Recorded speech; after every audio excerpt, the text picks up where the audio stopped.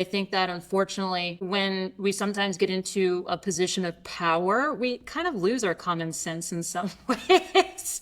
We kind of, forget, what the air is like down there. And so that's why, earlier on, I just sort of talked about, treating them like a human. A piece of it is trying to potentially empathize. So trying to step into their shoes, if that's something you think you can do. I think the first step is really sort of reminding yourself they're not robots and that they're human, and that any change, no matter how small, can be quite overwhelming, even if they're not willing to admit it, or even if they're not necessarily aware of it. Our bodies are constantly calibrating and shifting and changing every second. We just have evolved to not necessarily pay attention to all of those elements.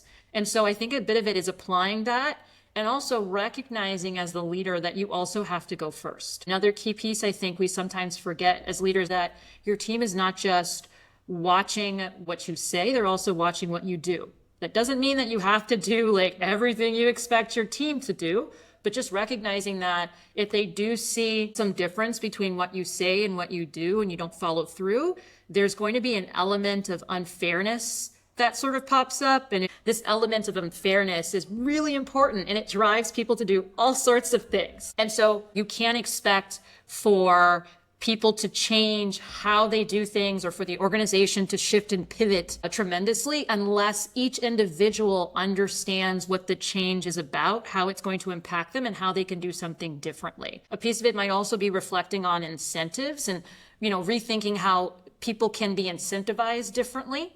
And I think this is where you can get into some really interesting research around how many people should a leader directly manage as it relates to making sure that you have the time, you have the energy to actually engage with your direct reports, to be able to build a relationship where you can have these conversations about transformation or pivoting, and really recognizing that it starts there. It really starts with the conversations first. There is sometimes an element of grieving that's necessary. I always, sometimes even suggest that, allow people to sort of wallow a little bit, and then give them an opportunity to think really critically and constructively about, oh, well, we got to change. So what can I do differently? What's possible? What do I need from you, the leader, in order to be successful as well? So allowing people and giving people also to, time to process, I think, can be really, really helpful. And sometimes something that we really forget to do. We think that all we need to do is say, hey, there's a change.